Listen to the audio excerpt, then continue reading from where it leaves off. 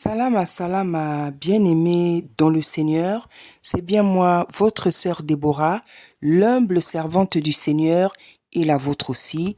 Bien-aimés dans le Seigneur, soyez tous bénis au nom puissant d'Issaïa. Voilà, bien-aimés, aujourd'hui, je viens parler de Madjabou, parce que le Seigneur n'arrête pas de me parler de Madjabou. Le Seigneur m'a fait comprendre que je ne sais pas comment appeler ça, cette organisation, je ne sais même pas comment appeler ça. Mais le Seigneur m'a fait comprendre que ça ne sent pas bon, ça ne sent pas bon, ça ne sent pas bon cette histoire-là. Il y a des grosses affaires, il y a des grosses affaires et des affaires pas propres du tout. Et ce qui est en jeu dans cette histoire-là, c'est de l'argent. C'est de l'argent. C'est des vies. C'est des sacrifices. C'est quelque chose de pas propre du tout. Et il n'y a même pas le Seigneur dans ces histoires-là. Parce que les gens sont en train de dire Madab ou Madjabou, c'est quelque chose qui vient de Dieu. C'est quelque chose qui vient de Dieu. Je suis désolée. Je suis désolée. Moi, aujourd'hui, je veux vous démontrer. Je veux vous dire le contraire et je veux vous démontrer le contraire. Moi, j'avais entendu que le couple, je ne sais pas comment il s'appelle là, ce couple-là, Lombo, ce qui, je ne sais pas quoi, ils avaient demandé à Mike et à Moïse, qu'est-ce qu'on peut faire pour les musiciens? Bien aimés dans le Seigneur, j'aimerais que vous vous posiez une question. Est-ce que c'est un couple de pasteurs ou bien est-ce que c'est à, à une personne de demander ce qu'on doit faire pour des musiciens? Dites-moi, quelle est la nécessité? Qu'est-ce qui a pris ces gens-là d'avoir un besoin pour les musiciens?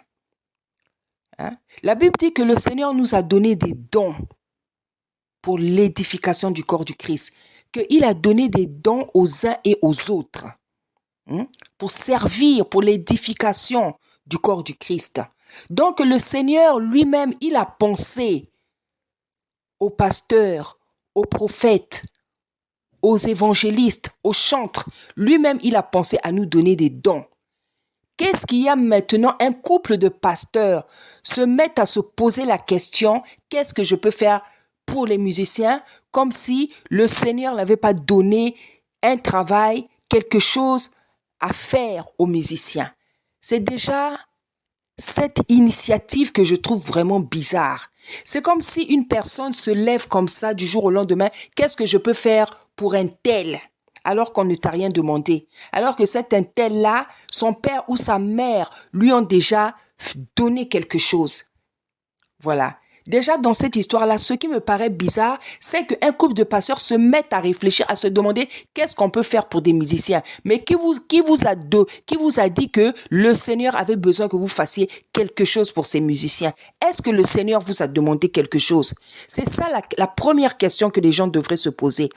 Est-ce que le Seigneur vous a demandé quelque chose? Est-ce que le Seigneur vous a demandé de faire quelque chose pour les musiciens? Le Seigneur, c'est lui-même qui a appelé les musiciens. C'est lui-même qui appelle ses chantres. Il leur donne des dons afin qu'ils évangélisent par la chanson. Afin qu'ils évangélisent par la chanson.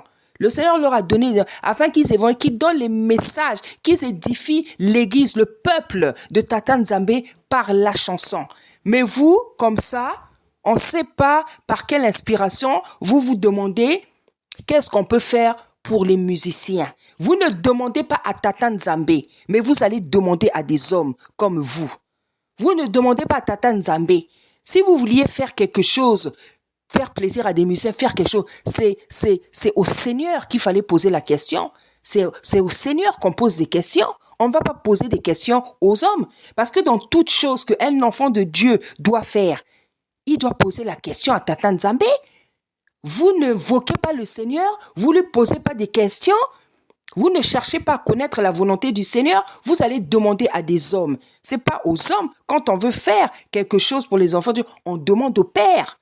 Parce que la volonté du Père, c'est quoi? C'est que nous fassions sa volonté. Donc, c'est quelque chose vraiment de très, très bizarre.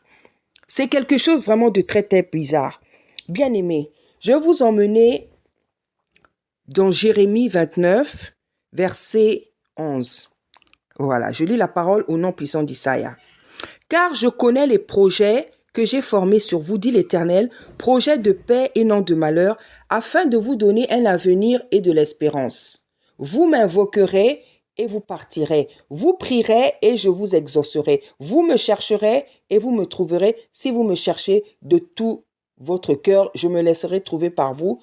Vous pourrez continuer, bien-aimés dans le Seigneur. La Bible nous dit, Jérémie nous dit de la part de l'Éternel que le Seigneur a formé des projets pour nous, des projets de bonheur et non de malheur. C'est-à-dire, les enfants de Tata Nzambe tels qu'ils sont, Dengue Tozalaka, le Seigneur a formé des projets. C'est-à-dire, chaque enfant de Tata Nzambe a déjà dans sa vie des projets qui sont formés par l'Éternel des armées. Et quand nous les formons, nous ne faisons que accomplir sa volonté à lui, parce qu'il les avait déjà formés. Donc, on voit qu'on a un Dieu, on a un tata, un tata qui forme d'avance des projets pour ses enfants. Et il nous précise, pas des projets de malheur, mais des projets de bonheur afin de nous donner de l'espérance et un avenir. Donc, quand on voit que le Seigneur lui-même, il a formé des projets pour nous, il a formé des projets. Pourquoi quelqu'un va se lever pour dire, qu'est-ce que je peux faire pour les orphelins? Parce que si toi tu es pasteur, si vous êtes un couple pastoral, ça veut dire que vous connaissez la parole. Donc, vous connaissez ce verset-là. Vous savez donc que le Seigneur a formé des projets pour ses enfants. Donc, vous n'avez pas à vouloir former d'autres projets. Si vous voulez faire quelque chose pour des gens, pour un enfant, il faut demander au Seigneur. Hein?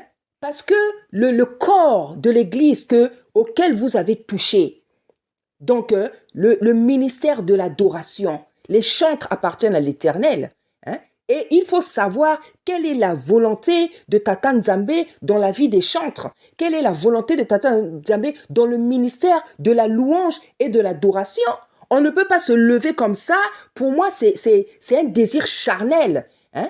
Un désir charnel derrière lequel il se cache des intentions malsaines. Parce que le Seigneur n'arrête pas de me parler des intentions malsaines, des intentions abominables, des intentions dangereuses. Puisqu'on a déjà vu, 2 enfants sont partis. Et on voit toutes les catastrophes qui sont en train de se suivre.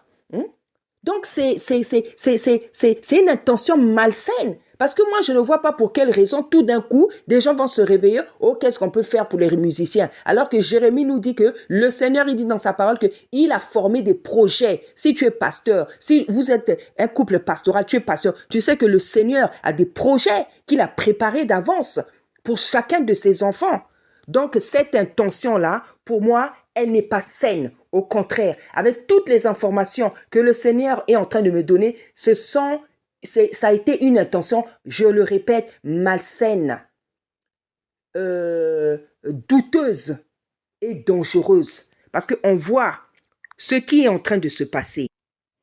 La Bible nous dit dans Acte 5, verset 39, que si une œuvre vient de Tata Nzambe, personne ne pourra la détruire. Personne ne pourra la détruire. Mais cette soi-disant œuvre qui vient de Tata Nzambe, Madjabou, on voit qu'est-ce qui est en train de se passer. Cette œuvre-là dans laquelle il y a déjà eu 2 enfants qui sont morts. Cette œuvre dans laquelle quelqu'un a fait déjà une crise, je ne sais pas, cardiaque, je ne sais pas, quelqu'un qui a déjà fait une crise. Une œuvre dans laquelle une servante de Tata Nzambe est reprochée. Le Seigneur lui a dit que ce que tu fais là, tu es dans la distraction. Ce que tu fais là, ce n'est pas ce que tu dois faire dans ta vie. On voit les scandales derrière cette œuvre-là, derrière cette organisation. Parce que je ne sais même pas comment appeler ça. Des chantres qui tombent dans des situations compliquées. Donc, on ne voit que le désordre, on ne voit que la saleté, on ne voit que l'abomination, on ne voit que le trouble. Dites-moi, en quoi une telle œuvre peut-elle revenir du Seigneur? Et on voit que ça ne fait que s'effriter. Cette œuvre-là ne fait que s'effriter en miettes. Ne fait que s'effriter parce que justement, elle ne vient pas de Tata Nzambe. Le Seigneur aurait peut-être dit quelque chose de la sorte, mais ce n'est pas comme ça que ça devait se passer. C'est pas comme ça peut-être que ça devait se passer. Parce que, je l'ai déjà dit, la manière dont vous faites les choses, vous les faites à la manière du monde. Et on n'emmène pas les choses du monde dans l'église. Parce que le Seigneur ne sera jamais avec vous. C'est pour ça que vos histoires-là sont en train de s'effriter, de se détruire. Parce que on ne fait pas les choses comme ça avec Tata Nzambe. Le monde a sa manière de faire les choses. L'Église a sa manière de faire les choses. Et la manière de faire les choses de l'Église doit être conduite par, révélée et conduite par l'Esprit. Ce que vous faites là, c'est voice. C'est-à-dire, vraiment, ça me dépasse. Quand on voit, donc on voit que c'est le monde. On voit que c'est le monde. On voit que c'est le monde. Donc il n'y a que les gens qui n'ont pas l'esprit de Tata qui peuvent accepter des choses comme ça. Donc, ça brille à la manière du monde. Ça brille à la manière du monde. Dans le monde même, on dit que tout ce qui brille n'est pas de l'or. Les gens pensent que pour servir Tata Nzambe, pour chanter, il faut s'habiller comme ça. Il faut mettre des robes comme ça. Il faut faire de telles coiffures. Il faut faire... Et vous pensez que parce que vous êtes habillé comme ça, parce que vous avez des cheveux comme ça, parce que vous êtes dans des beaux plateaux, vous pensez qu'il y a la présence de Tata Nzambe. Tata Nzambe, on ne va jamais le tromper. Il ne se laisse pas intimider. C'est vous qui êtes intimidé par les choses du monde. Vous êtes intimidé par les choses qui brillent. Vous êtes intimidé par les choses matérielles. Et vous pensez que quand vous faites ça, que Tata Nzambe, l'esprit de Tata Nzambe est satisfait. Vous vous en rendez pas compte que vous êtes loin de sa face. Vous êtes non seulement loin de sa face, loin de sa volonté. Parce que vous pensez que, parce que vous avez fait un beau décor comme ça, vous portez des habits comme ça, vous vous maquillez comme ça, les enfants d'autrui que vous êtes allés prendre, vous les mettez à votre image, il y en a déjà 2 qui sont morts. Vous pensez que, parce que c'est des paillettes, ça brille, que le Seigneur est là. Vous n'allez tromper personne. Vous ne pouvez tromper que les gens qui ont faim et les gens qui ne connaissent pas la parole. Mais des gens comme nous autres là, remplis de l'esprit de Tata, on ne peut pas être impressionné parce qu'on connaît la Bible et on sait que les choses de Tata Nzambe, c'est pas comme ça. Ça, c'est le monde. Ça, c'est le monde. Je l'ai déjà dit et je le répète encore aujourd'hui. C'est le monde. Il n'y a que les gens qui ne connaissent pas la parole, qui peuvent se laisser intimider par ce que vous faites. Moi, ça ne peut pas m'intimider. Ça ne peut pas m'intimider parce que je connais la parole. Je connais la parole. Je connais la parole. Ça ne peut pas. Je sais ce que dit la parole. Je sais ce que dit la parole. Donc, ce qui n'est pas de la parole, ce qui n'est pas biblique ne peut jamais m'intimider. Ça ne peut pas m'intimider. Ça ne peut pas m'intimider. Et vous trompez les gens. Voilà, vous faites des tableaux. Vous vous habillez comme ça pour donner envie. Mais non, les choses de Tata Nzambe, c'est pas comme ça. Le Seigneur, il a dit dans sa parole, il a distribué des dons. Dans 1 Corinthiens 12, 4, il a dit que il a distribué différemment des dons comme il a voulu à chacun de nous. Et chacun sert donc le Seigneur avec le don qu'il a reçu, le ou les dons qu'il a reçus, dans la simplicité. Pas dans des choses compliquées, pas dans des choses théâtrales comme ça. Pas dans des choses théâtrales. Ça, ce que vous faites là, c'est le théâtre. C'est le théâtre, c'est le tapage, je ne sais pas comment on peut dire, c'est du bruit. C'est du bruit, c'est du théâtre. C'est de la théâtralité, tout ça. Les choses de Tata Nzambe, ce n'est pas comme ça. Ça, c'est le monde. Votre histoire là, vous êtes en plein dans le monde, je le dis et je le répète. Il n'y a que les gens qui ne connaissent pas la parole qui peuvent être intimidés, impressionnés par toutes les choses que vous faites là. Mais je le répète, le Seigneur n'est pas dedans. Et c'est pour ça qu'on voit tout ce qui est en train de se passer. Les scandales.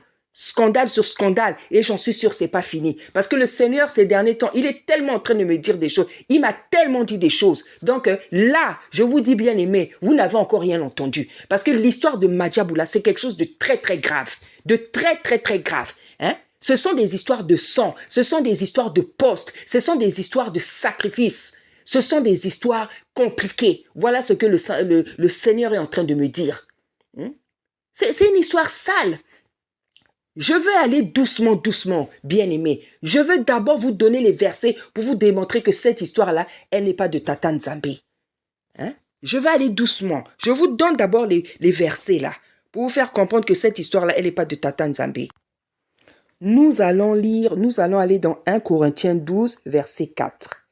Donc la Bible nous dit qu'il y a diversité de dons, mais le même esprit. Diversité de ministères, mais le même Seigneur. Diversité d'opérations, mais le même Dieu qui opère tout en tous. Or, à chacun, la manifestation de l'esprit est donnée pour l'utilité commune. En effet, à l'un est donné par l'esprit une parole de sagesse, à un autre une parole de connaissance, selon le même esprit, à un autre la foi, à un autre les guérisons, à un autre le don d'opérer des miracles, à un autre la prophétie, à un autre le discernement des esprits, à un autre la diversité des langues. Vous pouvez continuer jusqu'au 11. Donc ici, Paul nous décrit qu'il y a diversité de dons et que mais c'est le même esprit qui donne ces dons-là à chacun de nous pour l'utilité commune. Pour l'utilité commune. Donc, en fait, dans l'Église, comment se passent les choses? C'est-à-dire chaque personne qui a reçu un tel don, c'est pour l'utilité commune. Et cette personne-là, elle est utilisée par l'esprit de Tata quand l'esprit de Tata a besoin de la personne. Hein? Donc, l'esprit de Tata va t'utiliser. Voilà, le don peut être utilisé tous les jours comme ça. Mais le Seigneur aussi peut utiliser comme ça dans une assemblée. Il t'utilise par rapport au don que tu as reçu. Hein? Donc, on nous explique bien que chacun a reçu son don. Hein? Donc, les histoires de chanter, c'est pas une histoire de faire des concours, de faire des groupes, de chercher des gens pour faire des répétitions, des compétitions, voilà, on nage, on plonge dans le monde, on plonge dans le monde. Et comme je dis, il n'y a que ceux qui ne connaissent pas la parole qui peuvent être impressionnés par ce que vous faites là. Parce que ce que vous faites là n'est pas biblique du tout. Ce que vous faites là n'est pas biblique du tout. Ce que vous faites, c'est hors doctrinal. Hein? C'est en dehors de la doctrine. Hein? Et vous êtes dans un comportement de rébellion. Parce que lorsqu'on fait quelque chose qui n'est pas biblique, on est hors de la doctrine et on est dans une attitude de rébellion. Parce que vous faites des choses qui sont contraires à la Bible. C'est la rébellion. Qu'est-ce que nous dit Éphésiens 2? Éphésiens 2, verset 20. La Bible nous dit ceci. Vous avez été édifiés sur le fondement des apôtres et des prophètes. Isaïe, lui-même étant la pierre angulaire. En lui, tout l'édifice bien coordonné s'élève. Voilà, vous pouvez continuer jusqu'au 22.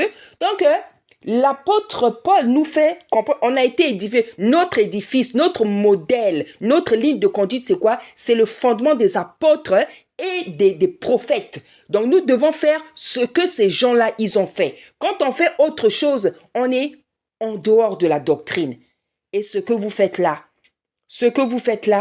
on n'a jamais vu ça dans la Bible. Dans la Bible, il y avait des chantres. Lorsque Ézéchias, Josaphat plutôt est allé en guerre, les chantres étaient là. Hein? Les chantres, ils étaient là. Les chantres, ils ont aussi été préparés pour chanter un cantique que l'esprit de Tata leur avait donné. Et c'est par ce cantique, c'est ce cantique qui a mis le désordre, le trouble dans le camp adverse. Hein?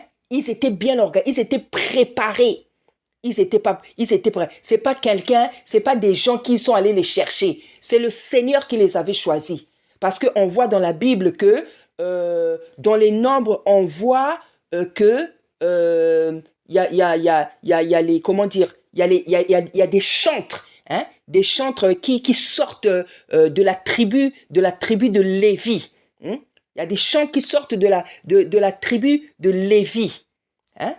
Donc, c'est pas des gens qui sont allés dire, toi tu vas chanter, bon on va choisir ceux-là, on va faire une compétition. Non, ce sont des gens à qui Tata Nzambe avait donné le don de la louange et de l'adoration, des gens que Tata Nzambe avait placés dans le ministère de la louange et de l'adoration pour qu'ils soient des chantres au service de l'Église, au service de la nation, pour la gloire de Tata Nzambe. Des gens choisis par lui, à qui il a donné le don, une belle voix. Hein? Et qu'ils se mettent en action quand Tata Nzambe les anime. Quand Tata Nzambe les plonge dans une situation où ils doivent chanter. C'est comme ça que ça se passe. Ce n'est pas des hommes qui sont allés les chercher. C'est Tata lui-même qui les appelait à ce service. qui les a dotés de cette onction pour sa gloire. C'est comme ça que ça se passe. Hein? Donc, ce que vous faites là, je le répète, c'est le monde. Hein? Ce que vous faites là, c'est le monde.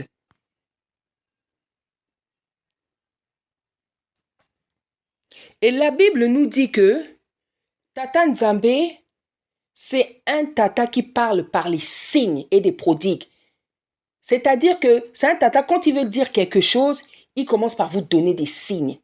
Et comment peut-on reconnaître que cette œuvre-là ne vient pas de Tata Nzambe?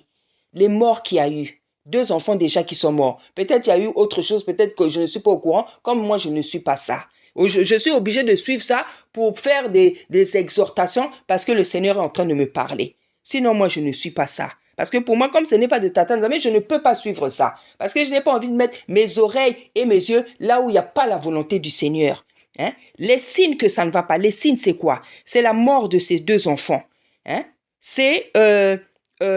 j'ai vu le couple en question. Le couple, je ne sais pas comment il s'appelle, le couple Madjabou. Je suis désolé, bien-aimé. Peut-être que, bien-aimé, moi je le dis toujours, je crains le Seigneur, je ne crains pas les hommes. Je respecte les hommes, mais je crains le Seigneur. Parce que dans Malachie, le Seigneur nous dit, c'est à moi que la crainte est due. Donc on craint l'Éternel des armées et on respecte les hommes. Il y a des gens, peut-être, qui n'osent pas toucher à ce coup, qui n'osent pas en parler parce que ils ont peur. Moi, je n'ai pas l'habitude d'avoir peur. Moi, j'ai peur de Tata Nzambe. Je crains l'Éternel. Je ne crains pas les hommes. Je respecte les hommes, mais je crains l'Éternel. Voilà. Donc, quand Tata Nzambe me dit, tu vas parler de ça, je ne veux pas avoir peur. Hein? Donc, j'ai vu la femme du pasteur. Un pasteur, je ne sais pas ce pasteur-là s'il est connu. Son église, je ne sais pas comment elle s'appelle. En tout cas, je ne sais pas si ce pasteur-là, il est connu. Parce qu'apparemment, on dirait que les gens ne le connaissent pas bien. Donc, c'est bien beau de dire que quelqu'un est pasteur, quelqu'un est pasteur. En tout cas, je suis désolé, j'ai l'impression que beaucoup de gens ne le connaissent pas. Voilà. Parce que quand on est pasteur, quand vous êtes, les visionnaires de quelque chose, avec tout ce bruit médiatique-là, je pense que la moindre des choses, c'est de faire sortir vos visages pour parler. Puisque c'est vous qui êtes les chefs de Madjabou, je ne sais pas. Mais on voit tout le monde sauf vous. C'est-à-dire, toutes les chroniqueuses, chacun fait son émission, on parle de Madjabou. Mais les intéressés, on ne les voit pas. Quelque chose de très, très anormal. Quelque chose de très anormal pour des gens qui se disent un couple pastoral. Quelque chose de très, très, très anormal. Mais les gens, ils sont là, ils trouvent que tout ça, c'est normal. Ils trouvent que tout ça, c'est normal. Madjabou leur appartient, pourquoi eux, ils ne sortent pas? Madjabou leur appartient. Et puis, j'ai vu les photos de madame. Je crois que c'était, peut-être l'anniversaire. Ça, c'est, je suis désolé, hein, je vais dire la vérité comme d'habitude. Ça, c'est comme ça que s'habille une femme de Dieu. C'est comme ça que s'habille une femme de Dieu. Timothée nous dit quoi? Paul dit quoi à Timothée? Que la femme ne doit pas s'habiller de manière décente et pudique. Le Seigneur n'empêche-t-il pas les pantalons aux femmes? Le Seigneur n'empêche-t-il pas le maquillage, les faux ongles, le maquillage, le choco, les mèches? Le Seigneur n'empêche-t-il pas tout? Alors, je suis désolé, je ne l'appelle pas femme de pasteur. Je ne peux pas, pour moi, ça, c'est pas une femme de pasteur. Parce qu'une femme de pasteur, c'est une femme qui craint l'Éternel. Et son mari et elle, ils craignent l'Éternel. Voilà, donc déjà, quand je vois l'aspect, je ne vois rien d'un couple pastoral. Parce que ce que vous faites là, le peu que j'ai vu, des gens qui sont en train de se prélasser, je ne sais pas, en train de danser.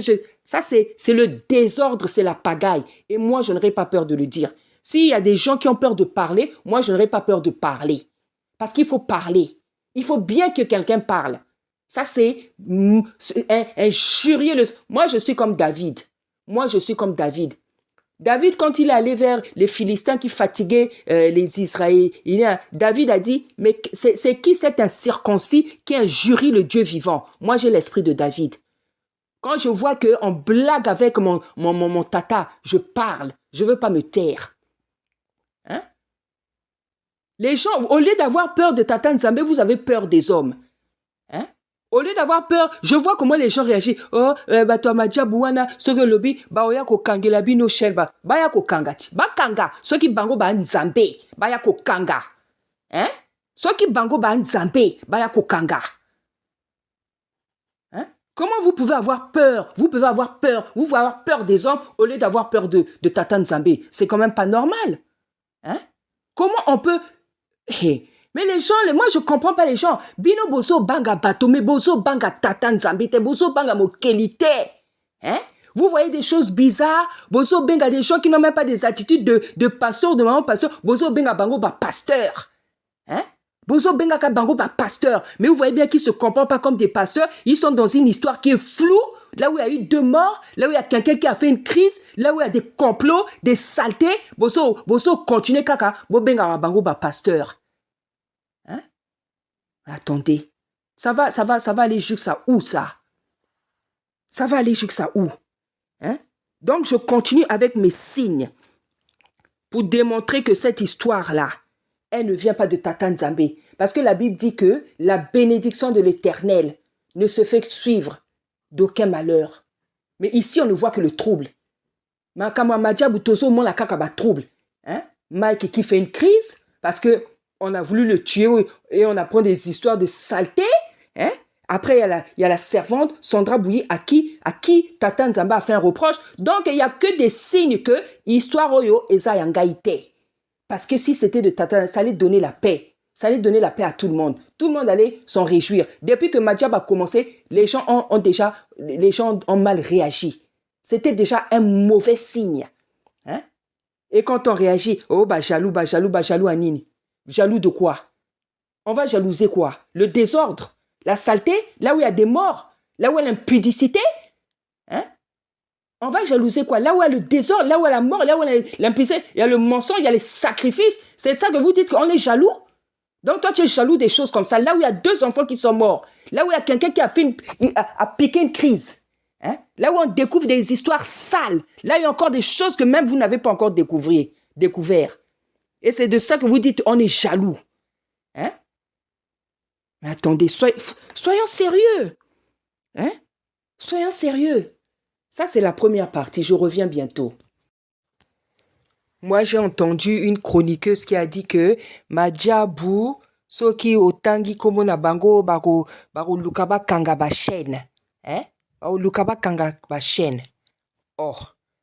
Mais, est-ce que quand on accuse quelqu'un de quelque chose, moi, si tu m'accuses de quelque chose et que ce n'est pas vrai, je peux pas te menacer. Hein? Je peux pas te menacer. Je veux te dire dans le calme que ce que tu dis n'est pas vrai. Je ne veux pas avoir une réaction disproportionnée. Hein?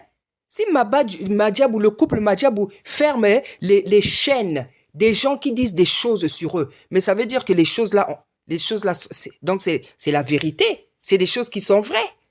Hein? Le couple Madjabou est qui pour fermer les chaînes des gens? Le couple Madjabou est qui pour fermer les chaînes des gens? Hein? Les serviteurs, les gens qui chantent, les chantres qui chantent, même les enfants recrutés à Madjabou. Ces enfants-là, même les aînés qui chantent, les serviteurs de Dieu, les servantes qui prêchent, c'est Madjabou qui les a emmenés. Bogo Madjabou abandako kangaba chaîne yabato. Hein? Madjabou est qui? Le couple Madjabou est qui pour fermer les chaînes? Même le président d'une république, que ça soit à Kinshasa, à Brazzaville ou en France, avant ne fait pas des choses comme ça. Maintenant, Madjabou, soi-disant pasteur, comment ça un pasteur pourrait fermer?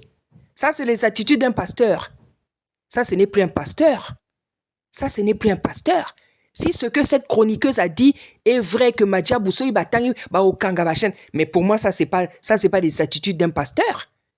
Ça c'est pas les attitudes d'un pasteur.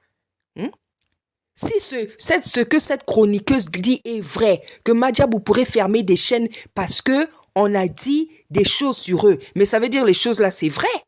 Et deuxièmement, quand les gens réagissent comme ça, quand il y a des gens, vous voyez, hein, quand il y a des gens qui font des choses comme ça dans la vie, menacent les autres, intimident les autres, c'est parce que ces gens-là, ils s'estiment pour des gens intouchables. Bien aimé, il n'y a que Tata Nzambe qui est un intouchable. Il n'y a que lui qui était le vrai intouchable. C'est Tata Nzambe. Nous tous là, on est des mortels. Nous tous là, on est des mortels. Il n'y a que Tata Nzambe qui est un intouchable. Hein? Il n'y a que Tata Nzambe qui est un intouchable. Et Tata Nzambe a même des enfants à lui, des serviteurs, des servants, qui sont des véritables intouchables. Mais pour être un intouchable, il faut craindre Tata Nzambe. Il faut le craindre. Là, ils te rend intouchable. Là, ils te rend intouchable. Mais c'est pas des gens qui ne craignent pas Tata Nzambe qui sont intouchables. Loin de là. Tata Nzambe peut faire en sorte que tu sois un intouchable. Oui, parce que tu le crains, parce que tu l'aimes, tu le crains. Mais pas quand tu ne le crains pas. Parce que quand je vois certaines choses-là, moi, je suis désolée. Pour moi, on dit que le couple Madjabou, c'est un pasteur. Je ne connais pas ce pasteur, je ne sais pas. Pour moi, déjà, l'aspect de la femme, la manière dont elle est habillée, pour moi, ça, c'est pas une servante de Dieu. Parce que quand je lis ma Bible, la Bible ne recommande pas une servante de Dieu de s'habiller de la sorte. Moi, c'est à la taka pantalon, moi, c'est à la maquillage, Le Seigneur est en train d'interdire, de nous dépouiller depuis des années. Le Seigneur nous demande de retirer les mèches, d'arrêter le choco, le maquillage, les talons, les pantalons, les bijoux, les faux ongles. Donc, quand je vois une femme qui est... Pour moi, c'est une femme qui n'obéit pas à la parole de Tata Nzambe. Donc, je ne peux pas l'appeler servante, je suis désolée. Je suis désolée. Il y a des femmes encore aujourd'hui, elles portent les mèches, elles portent... Mais elles craignent l'Éternel. Mais ce que j'ai vu sur YouTube, là, je suis désolée, ça, ce n'est pas les attitudes d'une servante de Tata Nzambe. Même si vous voulez passer l'anniversaire, faites-le. Pourquoi vous montrez même sur les réseaux sociaux? Vous êtes là, vous êtes un couple de pasteurs, vous êtes en train de vous prélasser, en train de danser, on dirait des jeunes. Balobate. S'il y a des gens qui ont peur de parler, il y a des serviteurs, des servantes qui ont peur de vous dire, ça c'est votre problème. Nzambe akelanga, nandenge akelanga. Le Seigneur lui-même, il sait comment il m'a créé. Ngala motaba vérité. Si j'ai donné un président, un message avec tous mes respects au président Tshisekedi, ce n'est pas d'autres personnes. Si je n'ai pas peur de donner un message à un président, ce n'est pas une autre personne que je vais avoir peur. Et le Seigneur lui-même, il sait pourquoi il me donne des messages compliqués. Parce que moi, les messages que le Seigneur me donne, ce n'est pas des messages faciles. C'est des messages où on peut chercher ma vie. Et j'en suis consciente. Mais j'ai confiance en lui. Je sais que s'il me donne ce genre de message, parce que lui-même, il est capable de me protéger. Il est capable de me protéger. Parce qu'il y a des gens sur cette terre-là, quand vous leur dites la vérité, ils cherchent à vous tuer. Mais il sait pourquoi il me donne ce message. Parce qu'il sait que depuis que je suis né, il connaît le caractère qu'il m'a donné. Il sait qu'il m'a donné la bravoure, le courage. Que moi, et c'est comme ça que je suis. Pourquoi moi, je veux avoir peur des gens que eux-mêmes, ils ne craignent pas l'Éternel. Vous ne craignez pas l'Éternel, mais vous voulez qu'on ait peur de vous. Non. Moi, je respecte ceux qui craignent l'Éternel. Je ne peux pas avoir peur des gens qui ne craignent pas Tata Nzambe. Je ne peux pas avoir peur des gens qui ne craignent pas Tata Nzambe. Faut arrêter de tromper. Moi, je dis toujours, s'il y a des gens, vous voulez faire le commun, vous voulez faire autre chose, faites-les hors de l'église. Dans l'église, Tata Nzambe nous appelait pour qu'on le serve, pour qu'on prêche la parole. Pour que les gens soient sauvés. Pour que les âmes pour lesquelles lui il est mort soient sauvées. Pas pour qu'on vienne faire autre chose. Faire des business. Si les gens veulent faire les business, allez faire vos business. Pourquoi le Seigneur avait balancé à Pandaki Bamesa, Nakacha Ecclesia, dans les synagogues? Parce qu'il y a des choses, si tu veux faire le commerce, tu ne vas pas venir faire dans l'église. Si vous voulez faire certaines choses, ce n'est pas dans l'église. L'église, elle est faite pour donner la parole aux brebis, aux âmes, afin qu'elles soient sauvées. Voilà pourquoi l'église est faite. Ce n'est pas pour faire autre chose. Oh, Baokanga, quelle chaîne Baokanga? Ma chaîne là, c'est ma Djabou qui a ouvert ma chaîne pour ma Djabou Kanga chaîne Nanga. Si il y a la seule personne qui peut fermer la chaîne là, c'est le Seigneur lui-même, parce que c'est lui qui m'a appelé, c'est lui qui m'a envoyé, c'est lui qui m'a demandé de faire. Donc c'est la seule personne, lui seul, qui peut fermer cette chaîne là. Nabanga Nzambe te nabandako bangaka des gens mortels comme moi-même.